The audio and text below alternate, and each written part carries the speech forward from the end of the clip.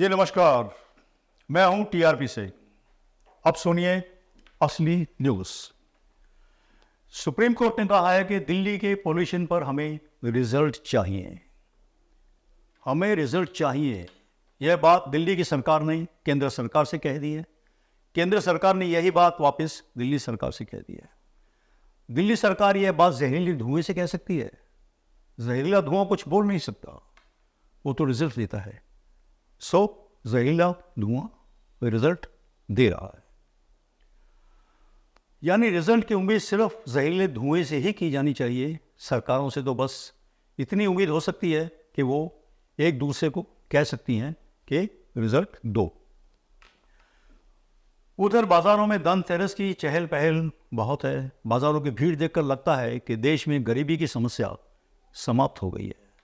मुफ्त के खाने के भंडारे की जो लाइन लगती है, उससे ज़्यादा लाइन तो अब तमाम रेस्टोरेंटों में घुसने वालों की होती है। दिवाली पर इश्तेहार ही इश्तेहार कि ये खरीदो वो खरीदो।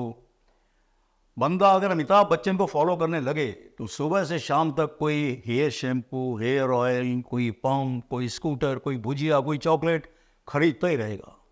अमिताभ बच्चन को देखकर लगता है कि इस देश के बुजुर्गों के पास इतने पैसे हैं कि सुबह से शाम तक कुछ ना कुछ खरीदते रहते हैं। अमिताभ बच्चन को दिखाकर सरकार कह सकती है कि देखो इतने पैसे हैं हमारे बुजुर्गों के पास, वे सुबह से शाम तक कुछ ना कुछ खरीद सकते हैं। दूसरी तरफ विपक्ष कह सकता है कि इतने खराब हाल हैं कि 80 साल के बुजुर्ग को सुबह से शाम तक कुछ ना कुछ बेचना पड़ता है, तब जाकर काम चल पाता है। उधर दिल्ली सरकार ने कहा है कि पॉल्यूशन पर कंट्रोल के लिए नकली बारिश कराई जाएगी। अब नकली बारिश से असली बवाल पैदा हो सकता है। नकली बारिश का रास्ता खुल गया तो फिर केजरीवाल जब चाहें पीएम मोदी के घर के ऊपर कई दिन बारिश करवा सकते हैं।